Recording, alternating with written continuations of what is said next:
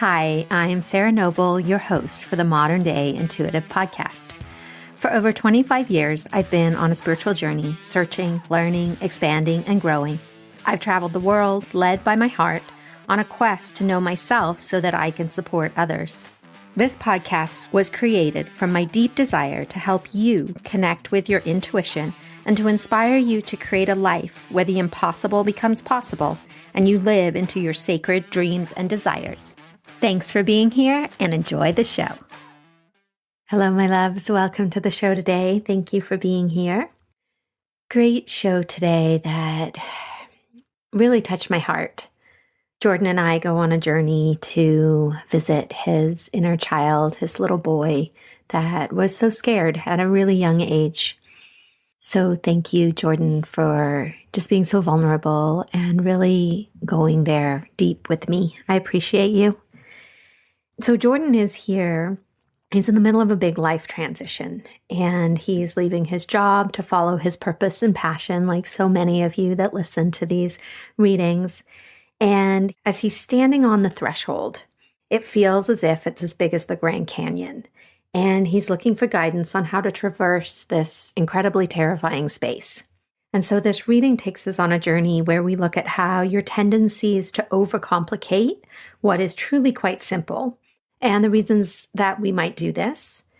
We talk about how your body holds the wisdom and answers that you seek. Like nothing is outside of you. It all lives within you, my loves. We look at nurturing and protecting your inner child as a path to freedom in your daily life, like really being with yourself intimately in these places where that tender part of you just needs your love, needs to feel safe, needs to feel seen. And then we also, through this process, we look at how you can rewrite your past and rewire your neural pathways.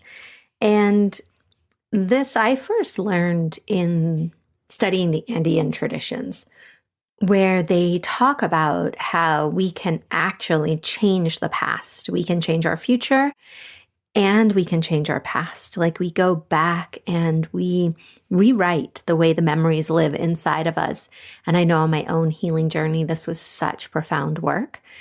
And science is now catching up with some of these ancient ways of being and saying like, yes, as we rewire the neural net and the neural pathways in our brain, the way the past lives inside us actually changes. And it's making me think of, I believe it's called the Mandela theory, where if you Google it, there's thousands of examples where the past is literally changing. It's pretty incredible. I'm getting goosebumps just referring to it. So if you feel like going on a little extra deep dive rabbit hole type of thing, go check that out. Life is not what we think it is. Reality is not what we've been told. It's so much bigger, crazier, wilder, all the things. So thanks for being here. Thanks for being on this journey. I love you and enjoy my reading with Jordan. Namaste. Hi, Jordan. Welcome to the podcast. How can I help you today? Well, Sarah, I have been searching for somebody with your particular skill set. I'm looking at changing over my life from doing construction and things that just really didn't align with my purpose. And now I'm about to enter into this new reality. And crossing over to that new reality, I feel this almost impossible to cross cavern, or almost like the Grand Canyon. It feels like it's so massive. This blockade, this hole in the floor, I just can't seem to jump over to take on this new life that I want. I actually want it, but I feel like there's something that's just stopping me from getting there. And coming across the amazing gifts that you share with people is exactly what I think I need to help me get over to the other side. And so that's what I'm hoping to get help with today, Sarah, is how do I cross over to the other side? Thank you for this and for being here. And the first words that are dropping in is just to remind you that you hold all the wisdom already inside you. that you do know your answers, and that we're just here to reflect each other and help each other on our journeys. And with that, you're showing me, it looks like the inside of an old clock with all these wheels and cogs and mechanical pieces that are turning.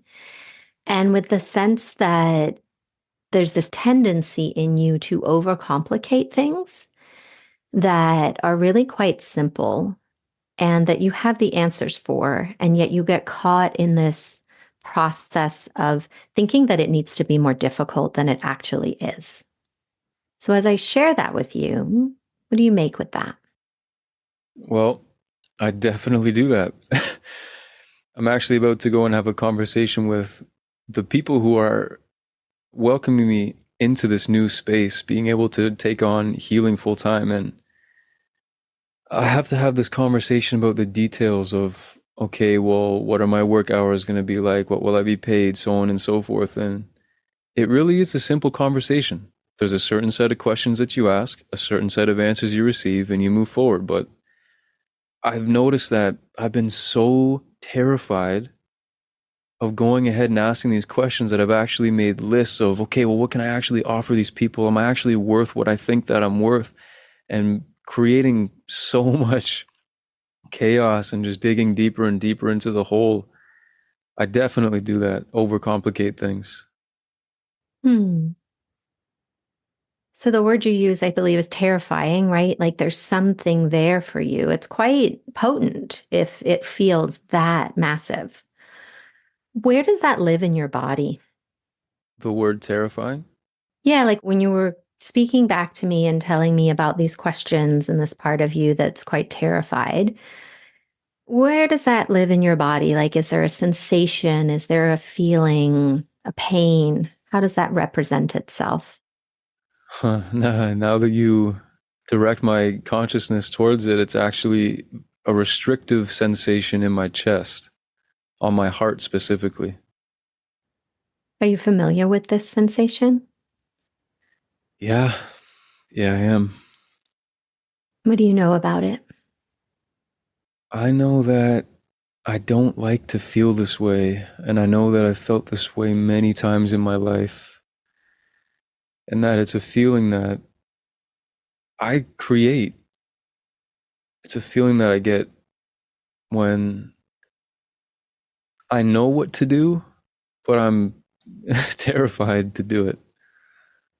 Yeah. So I guess that ties back into too. You said you have all the answers. Well, yeah, you got me, Sarah. Are you okay to explore this sensation a little more? Let's do it. Okay. If you think back, like wind back the clock and imagine yourself getting younger and younger, maybe you might see this as a little screen in your forehead, and there you see yourself on the screen, and you're getting younger and younger. Allow it to drift back to a time between the ages of 5 and 8, more or less. Maybe you recognize yourself from a photo or a favorite shirt or toy, and let me know when you feel like you've connected in with this part. Maybe you could help me clarify. I'm getting a few different experiences come to mind. What should I do about that? Do I just choose one or? Well, what we're looking for is the first time that you felt this sensation in your chest, this terrifying, sort of gripping, I can't move forward. So, does one of those images line with that? As you say that, actually, does it have to be between 5 and 8? Because there's one that came to me when I was much younger. Then let's go with that. Yeah, the youngest one. So many of us don't have memories before 5. So, yeah. Oh, gotcha. Okay, well, this particular memory, I think I was maybe 1.5 or 2. And I remember sleeping. I was laying on my back. I was sleeping. The room was dark, but the door was open. And the crack the space of where the wall was and the door being open was, there was just this different kind of darkness there. And I remember in this moment being so scared. And I mean, I don't know if this really happened or what, but the memory I have of this experience was that I was actually lifted up by this darkness. And the feeling that I had was as if it was trying to take me away. And I remember kicking and like moving as much as I possibly could until it dropped me. And then I kind of landed back on the bed. That's significant. Did anybody come to help you or be with you? Did you call out for help? I don't remember. All I can seem to recall from that experience is just the darkness, and then that's it. And you feel that same sensation in your chest that is similar today when you're on a threshold or starting something new? Yeah, definitely. Mhm. Would you be open to being with that little boy who's so scared and terrified and possibly didn't have anybody that came because you didn't even know what to do? Yeah, for sure. Yeah. What feels good for him? Like, do you want to snuggle with him in bed? Do you want to put him on your lap? What does he need? Yeah, the first thing is, as soon as you said put him on my lap, that's what I got was to go back up against the wall and basically create the same thing for him, arms wrapped around him. Protecting him. Yeah, there are words maybe that he needed to hear that he didn't get to hear that night about being protected, being safe, everything being okay. What words feel good for you to say to him? Like if you imagine that you are his parent and this event happened, this darkness came in, and you actually cried out, and a parent came in, and that parent is you actually now, right? We're rewriting the past inside of your nervous system and your neural net. And what that boy, I imagine, needs most is to know that he's okay. And the beautiful thing is that you get to show up for him now in this memory and soothe him and help him. And so, what words would you love to say to him that he would love to hear? It's definitely, definitely a big memory for me. What I would say is that you're okay.